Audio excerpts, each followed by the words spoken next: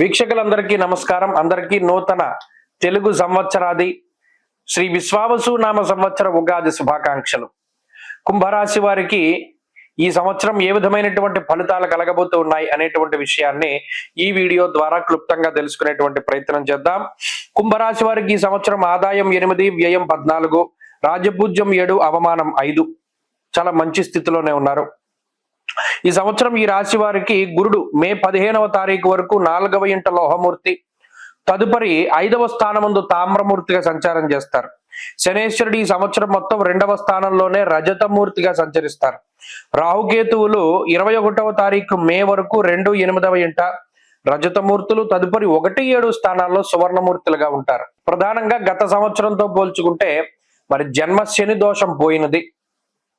అంటే 7.5 సంవత్సరాల ఏలినాటి శనిలో మొదటి 2 భాగాల్ని అనుభవించేశారు. చివరి 3వ భాగం, చివరి 2.5 సంవత్సరాలు, చాలా మందికి ఒక నానుడి కూడా ఉన్నది, చివరి 2.5 సంవత్సరాల్లో శని అంత పీడించరు అనేటువంటి భావన ఉంటుంది. ఆ విషయాన్ని కూడా మనం దృష్టిలో పెట్టుకోవాలి. అలాగే గురుబలం ఉండడం, గత 2 సంవత్సరాలుగా గురుబలం లేదు. గురుబలం ఎప్పుడైతే గోచారంలో ఉండదో అదృష్టం ఉండదు, కాన్సన్ట్రేషన్ ఉండదు, దైవ బలం ఉండదు. ఏదైనా ఒకటి చదువుదామంటే అర్థం కాదు, ఓ పని చేద్దామంటే ఒక ప్రణాళిక ఉండదు.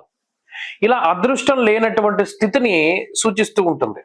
మరి ఈ సంవత్సరంలో పంచమ కోణమందు లక్ష్మీ స్థానం త్రికోణంచ అన్నారు. మరి ఆ లక్ష్మీ స్థానంలో గురుడు సంచారం చేయడం, దేవగురు అయినటువంటి బృహస్పతి, అది పంచమము అంటే మామూలు స్థానం కాదు. పుత్రాన్ బుద్ధిం పూర్వపుణ్యం చ పుంసామన్నారు. సంతతి, బుద్ధి, ప్రజ్ఞ, మేధస్సు వీటికి సంబంధించిన స్థానం. మరి అందులో గురుడు ఉండడం అనేటువంటిది అదృష్టాన్ని సూచిస్తోంది. కుంభరాశి వారికి ఇది చాలా గొప్ప మార్పు.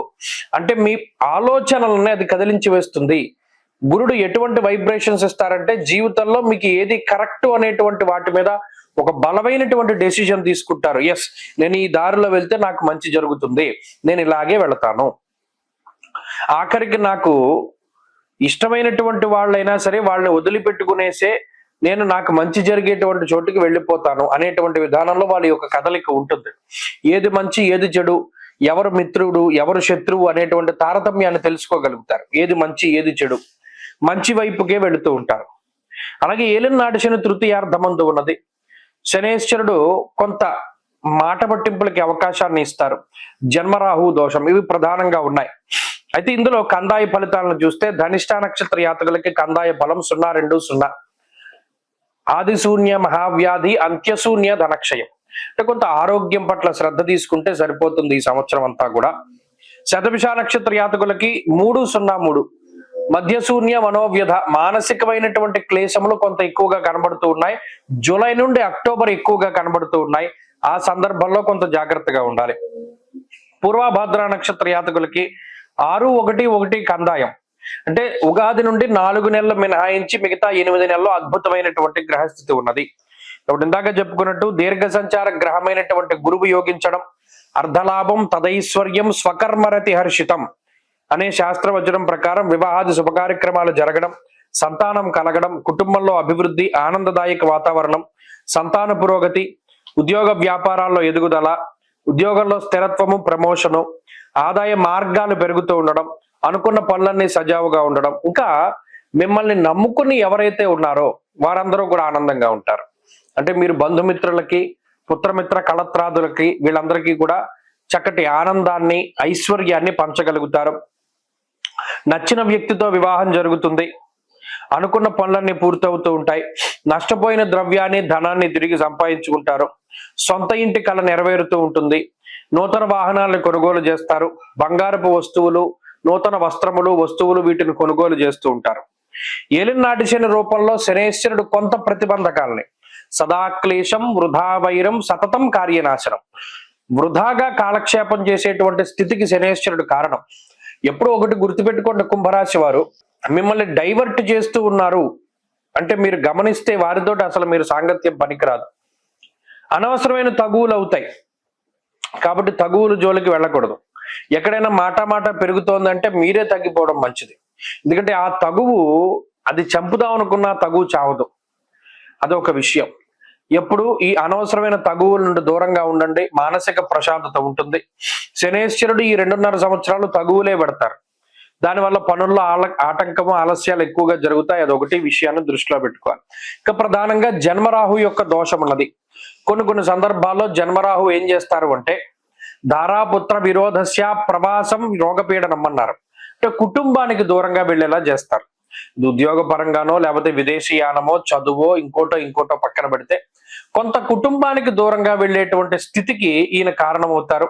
ఆ విషయాన్ని కొంత దృష్టిలో పెట్టుకోవాలి. అలాగే శని రాహువులు ప్రతికూలంగా ఉన్నప్పుడు కొంత ధన వ్యయం అవుతూ ఉంటుంది. బంధువులకనో మిత్రులకనో లేదా కొన్ని విషయాలకనో అనవసరంగా ధనాన్ని ఖర్చు చేయవలసినటువంటి పరిస్థితులు ఉంటాయి. అయినప్పటికీ దాని గురించి భయపడాల్సిన పనిలా గురుడు పూర్తి స్థాయిలో ఆర్థిక వ్యవస్థను నిలబెడతారు. కాబట్టి ఈ సంవత్సరంలో శని రాహువుల ప్రతికూలత ఉన్నది. మాయ ఎక్కువగా ఉంటుంది. మోసపోవడానికి అవకాశం ఉంటుంది. సొంత కుటుంబ సభ్యులు సైతం మోసం చేయడానికి అవకాశం ఉంటుంది. కాబట్టి ఏది కొత్తగా ప్రారంభించాలన్నా చాలా జాగ్రత్తగా ముందుకు వెళ్ళడం చెప్పదగినటువంటి సూచన. అలాగే ఈ సంవత్సరంలో మంచి ఫలితాలను పొందడానికి ఎక్కువగా సుబ్రహ్మణ్య ఆరాధన చేయాలి.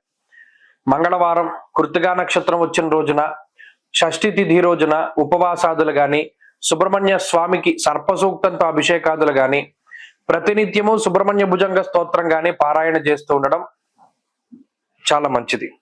అనుకూలమైనటువంటి వారం ఈ సంవత్సరంలో గురువారం. అదృష్ట వర్ణం ఆకుపచ్చ, పసుపు. అదృష్ట సంఖ్య 5. కుంభరాశి వారికి మార్చి 30 నుండి మారేటువంటి శనేశ్వరుడు ఏ విధమైనటువంటి ఫలితాలను ఇవ్వబోతూ ఉన్నారు అనేటువంటి విషయాన్ని ఈ వీడియో ద్వారా తెలుసుకునేటువంటి ప్రయత్నం చేద్దాం. ముఖ్యంగా మార్చి 30న మారేటువంటి శనేశ్వరుడు కుంభరాశి వారికి 2వ స్థానమందు రజతమూర్తిగా తన మిగతా సంచారాన్ని అంటే చివరి 2.5 సంవత్సరాల సంచారాన్ని కూడా ఆయన చేయబోతూ ఉన్నారు. ముఖ్యంగా ఏలినాటి శని ప్రారంభం కావడానికి ముందు ఒక మాట చెప్పాను. ఏంటంటే కొంతమంది దుష్ప్రచారం చేశారు. మకర కుంభాలంటే శని యొక్క స్వక్షేత్రాలు, ఆ శని స్వక్షేత్రానికి ఏలినాటి శని ప్రభావం ఉండదు, శనేశ్వరుడు ఏం పీడించడు బాధించడు అనే ఒక రకమైన దుష్ప్రచారం చేశారు. నిజంగా ఆనాడు అలా ప్రజల్ని మభ్యపెట్టినటువంటి వాళ్ళు ఎవరు ఇవాళ కనబడడం లేదు యూట్యూబుల్లో. ఎందుకంటే తెలుసుకుంటారు ప్రజలు జ్యోతిష్యం అసలైన విజ్ఞానం ఏంటి, శాస్త్ర సమ్మతమైనటువంటి విషయాలు ఏంటి, గాలి మాటలు ఏంటి అనేటువంటిది. అప్పుడు నేను ఒక ఉదాహరణ కూడా చెప్పాను, మీకు గుర్తుంటే. ఒక ప్రిన్సిపల్ ఒక స్కూల్ని క్రమశిక్షణగా పెట్టుకుంటాడు. అలాంటి వ్యక్తి తన ఇంటిని ఇంకెంత క్రమశిక్షణగా ఉంచుకుంటాడు. ఇప్పుడు శనేశ్వరుడు ఆయన కర్మానుగతి అయినటువంటి ఫలితాలను ఇచ్చేటువంటి గ్రహం. అటువంటి గ్రహం తన సొంత రాశులకి ఏం ఎక్సెప్షన్ ఇవ్వరు. ఆ కర్మ ఎటువంటిదైనా ఎవరికైనా ఒకే రకమైనటువంటి ఫలితాలను ఆయన ఇస్తూ ఉంటారు. మరి అటువంటి తరుణంలో కుంభరాశి వారి మీద ఆయనకి ఏం ప్రత్యేకమైన ప్రేమ ఉండదు. మీరు అడగండి, కుంభరాశి వారికి ఏలినాటి శని వచ్చి వాళ్ళకి 5 ఏళ్ళు అయింది, గత 5 ఏళ్లుగా వాళ్ళ పరిస్థితి ఏంటి అన్నది మీరు అడగండి, తెలుస్తుంది.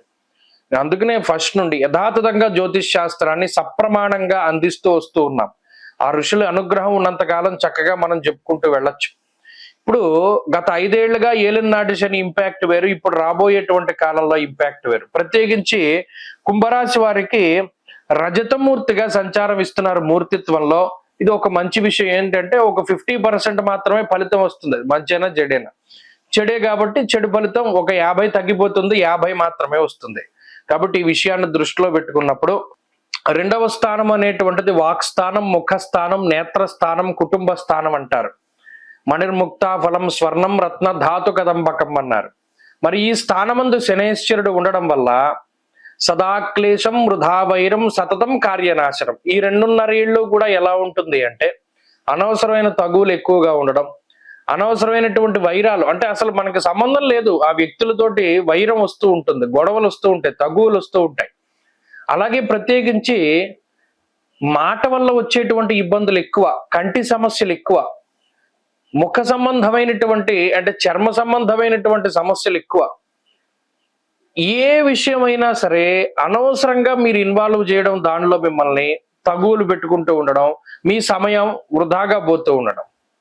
అలాగే ఏదైనా ఒక పని మీద ముందుకు వెళుతూ ఉంటే దానిలో శత్రువులు పెరిగిపోతూ ఉండడం. నిజానికి మీరు చాలా కష్టపడి సంపాదించుకుంటూ ఉంటారు, ఇతరుల దయ మీద ఏమీ మీరు ఆధారపడలేరు. అయినప్పటికీ కూడా మిగతా వాళ్ళు మిమ్మల్ని చూసి ఓర్వలేనటువంటి స్థితి ఉంటుంది. వీడేంటి లేదా ఈమెంటి ఇంత సంపాదించుకుంటున్నారు, ఇలా సంపాదించేసుకుంటున్నారు ఏంటి అనేటువంటి ఒక ఏడుపు గోల అనేటువంటిది ఎక్కువగా ఉంటుంది. అది కొంత బాధిస్తూ ఉంటుంది. అలాగే ఇందాక చెప్పుకున్నట్టు అనవసరమైన తగువులు ఎక్కువగా వస్తూ ఉంటాయి. మీరు నిజానికి ఎవరికైనా మంచి చేయడానికి వెళ్ళినా వాళ్ళు మీకే వ్యతిరేకంగా మాట్లాడుతూ ఉంటారు. కుటుంబ సభ్యుల దగ్గర నుండి, బంధువుల దగ్గర నుండి, మిత్రుల దగ్గర నుండి ప్రతి ఒక్కరూ మీ మీద ద్వేషపూరితమైనటువంటి భావాన్ని కలిగి ఉండడం, చెయ్యని తప్పుకైనప్పటికీ శిక్షను అనుభవిస్తూ ఉండడం, ఇలా అనేక రకాలుగా ఈ గ్రహస్థితి ఇబ్బంది పెడుతూ ఉంటుంది. ఇందాక చెప్పుకున్నట్టు ఒక 50% మాత్రమే ఫలితం కాబట్టి కొంతలో కొంత ఈ సంవత్సరంలో ఇంకొక గొప్ప విషయం ఏంటి అంటే కుంభరాశి వారికి గురుబలం పెరగడం. దాదాపుగా 3 సంవత్సరాలుగా గురుబలం లేదు. 3 ఇంకా ఎక్కువ సంవత్సరాలు అయింది గురుబలం వచ్చి. అర్ధాష్టమ గురుడి తాలూకు ఫలితం చూశారు, ఏలినాటి శని ఫలితాలను చూశారు, అన్ని ఇబ్బందులు చూశారు. ఇప్పుడు గురుడి యొక్క మార్పు వల్ల కొంత ఈ శనిచ్చేటువంటి దోషం పోతుంది 1 సంవత్సర కాలం పాటు. కాబట్టి ఇది ఈ సంవత్సరం గత సంవత్సరాలతో పోల్చుకుంటే ఏలినాటి శనిలో ఉన్నప్పటికీ కూడా ఈ సంవత్సరం అంత వ్యతిరేకత ఉండదు. అనారోగ్య సమస్యలు, ఆర్థిక ఇబ్బందులు ఉండవు. కొంతలో కొంత ఆర్థిక సంబంధమైనటువంటి ఎదుగుదల ఉంటుంది. ఉద్యోగ వ్యాపారాల అభివృద్ధి ఉంటుంది.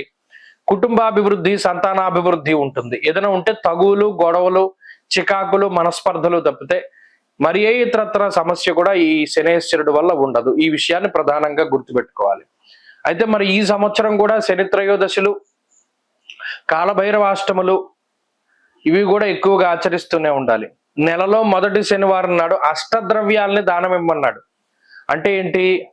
నల్ల నువ్వులు, నల్లటి వస్త్రము, శంఖం పువ్వులు, నల్లటి హల్వా, నల్ల ద్రాక్ష, ఉప్పు, అలాగేనేమో నల్లటి గొడుగు, అలాగే తైలము అంటే నువ్వుల నూనె, ఈ అష్టద్రవ్యాలని కూడా దానం ఇమ్మన్నాడు. ఏమంటే అప్పుడు ఈ శనేశ్వరుడు యొక్క పీడ తగ్గిపోతుంది. శనివారం నాడు చెప్పులు లేకుండా నడవమన్నాడు. అలాగే ఒక గుప్పెడితో పంచదార తీసుకుని రావి చెట్టు చుట్టూ జమ్మమన్నాడు. నల్లటి కండ చీమలు తింటే దానికి శని దోషం పోతుందన్నారు. ఇటువంటి సూత్రాలని చిన్న చిన్న వాటిని ఆచరిస్తూ ముందుకు వెళ్ళండి.